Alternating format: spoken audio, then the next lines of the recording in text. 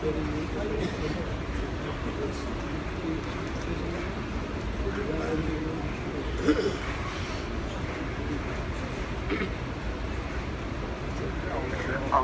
Allah ya Allah, Allah Allah ya Allah, Allah Allah ya Allah, اغفر لنا يا الله.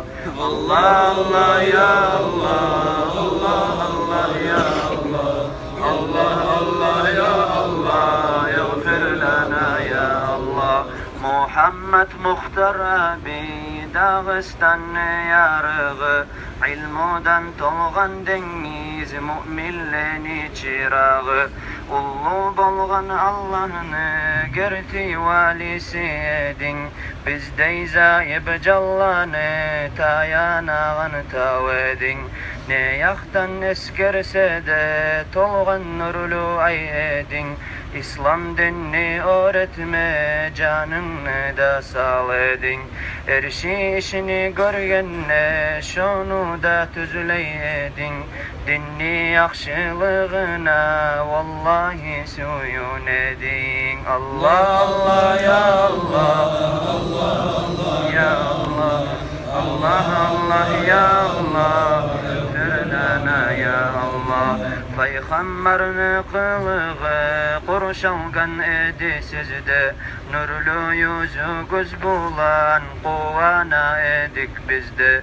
Nasihatların bulan hıyli fayda al edik, haşıklıktan sözüne daim şakluk kal edik. Sizge sağınıp halklar kaydanna geledi, tolup nur barakattan uyune gayta edi. Konaklani aburun silaydin neçede, sizge yalı yok edi, gündüz bulan geçede. Allah Allah ya Allah, Allah Allah ya Allah, Allah Allah ya Allah, eğfir lana ya Allah. Sizin bir görgen adam daim görmesuyedi, cahillerde kartlarda sizge hasiret edi. Betinin nüryan edi, gerti vali ekenge, dünyadan getikenne de kaburun yandı nürge.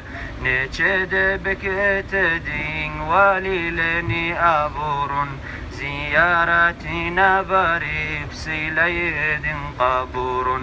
Allah razı kalağan ırkılıkını yessedin, üstün